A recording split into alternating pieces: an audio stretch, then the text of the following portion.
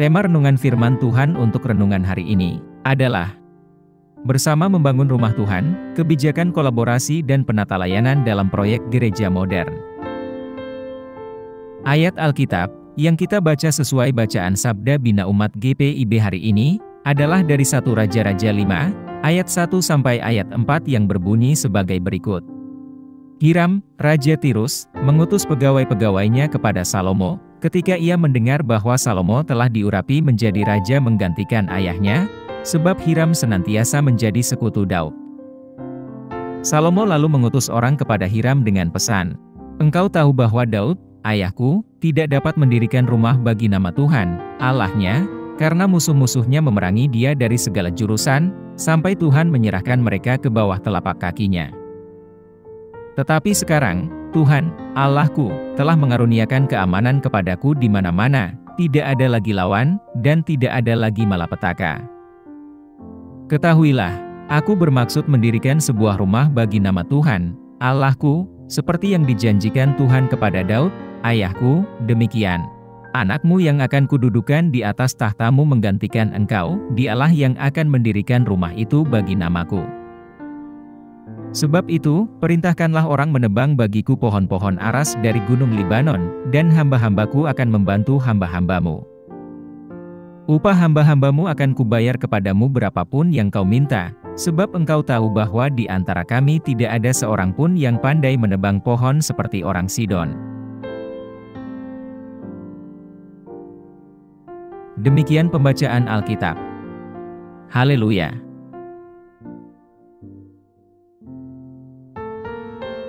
Saudara-saudari buah hati Allah, hari ini, kita akan merenungkan satu bagian dari Alkitab, yaitu dari 1 Raja-Raja 5, ayat 1 sampai ayat 4, di mana kita dibawa ke kerajaan Israel kuno pada masa pemerintahan Raja Salomo. Saat itu, Salomo telah menggantikan ayahnya, Raja Daud, dan menjadikan dirinya sebagai penguasa yang bijaksana dan mendatangkan kesejahteraan dan kemakmuran bagi bangsa Israel. Ayat-ayat bacaan firman Tuhan ini menggambarkan momen penting ketika Salomo membentuk aliansi dengan Hiram, Raja Tirus. Kemitraan ini sangat penting bagi proyek ambisius Salomo dalam membangun Bait Suci di Yerusalem, sebuah proyek besar yang membutuhkan sumber daya besar dan tenaga kerja terampil. Hiram setuju untuk memberi Salomo kayu cedar dan cemara, bahan penting untuk membangun Bait Suci. Konteks ayat-ayat ini menggarisbawahi diplomasi strategis Salomo dan komitmennya untuk memenuhi mandat ilahi untuk membangun rumah bagi Tuhan. Ini menyoroti dinamika politik dan ekonomi wilayah tersebut selama periode ini, dan menunjukkan kemampuan Salomo dalam membangun hubungan bilateral yang saling menguntungkan dengan kerajaan tetangga untuk mencapai tujuannya.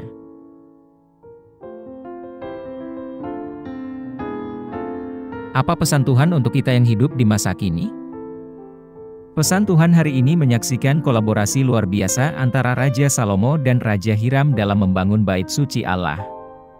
Saat kita mempelajari bagian ini, marilah kita mengumpulkan wawasan yang tidak hanya relevan dengan konteks kuno, namun juga sangat sesuai dengan tantangan dan peluang yang kita hadapi dalam proyek gereja modern. Dalam ayat ini, kita melihat kebijaksanaan Salomo dalam menyadari perlunya kolaborasi dan penata layanan dalam memenuhi tujuan Allah. Dia memahami bahwa mencapai tugas besar seperti membangun Bait Suci memerlukan lebih dari sekadar upaya individu. Hal ini memerlukan kemitraan strategis dan pengelolaan sumber daya yang bijaksana. Demikian pula, dalam konteks kita saat ini, ketika kita memulai berbagai proyek gereja, baik itu membangun tempat ibadah baru, meluncurkan program penjangkauan komunitas, atau mendukung misi di luar negeri, kita dipanggil untuk meniru teladan Salomo dalam hal kepemimpinan kolaboratif dan penata layanan yang setia. Pesan Tuhan bagi kita saat ini sangat jelas. Tuhan memanggil kita untuk bersatu dalam kesatuan, memanfaatkan beragam karunia dan sumber daya kita untuk kemajuan kerajaan-Nya. Sama seperti Salomo yang meminta bantuan Raja Hiram, dan dengan bijaksana melakukan negosiasi untuk mendapatkan bahan-bahan yang diperlukan, kita juga didorong untuk mencari kemitraan di dalam dan di luar komunitas gereja kita, dengan mengakui bahwa kita lebih kuat jika bersama-sama daripada jika kita berpisah-pisah. Lebih jauh lagi, ayat ini mengingatkan kita akan pentingnya penata layanan, dengan menjadi pengelola yang setia dan bijaksana, atas sumber daya yang telah dipercayakan Allah kepada kita.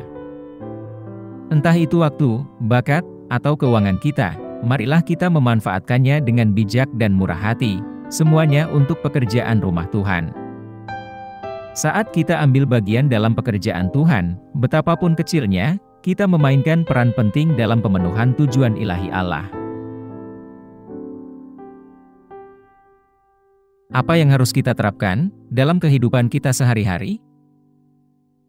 Setelah mendengarkan firman Tuhan hari ini, marilah kita berkomitmen untuk bertindak. Marilah kita secara aktif mencari peluang untuk berkolaborasi, baik dalam komunitas gereja kita maupun dengan mitra eksternal yang memiliki visi yang sama tentang kerajaan Allah. Marilah kita juga memeriksa praktek penata layanan kita, mencari cara untuk menghormati Tuhan dengan sumber daya dan bakat kita, mengetahui bahwa ketaatan kita yang setia membawa kemuliaan bagi namanya dan memajukan pekerjaannya di bumi. Mari kita berdoa. Tuhan Yesus, kami berterima kasih atas kebijaksanaan dan bimbingan yang terdapat dalam firman-Mu. Saat kami memulai proyek gereja kami berdoa memohon bimbingan dan penyediaan Tuhan yang berkelanjutan. Tolong kami untuk bisa bekerja sama dalam kesatuan, dan mengelola sumber daya kami dengan setia demi kemajuan kerajaan-Mu, dan hanya untuk kemuliaan nama-Mu. Kami pohonkan doa ini dalam nama Yesus Kristus, Tuhan dan Juru Selamat kami. Amin. Kiranya Tuhan menguatkan kita, dan kasih karunia Tuhan Yesus menyertai kita.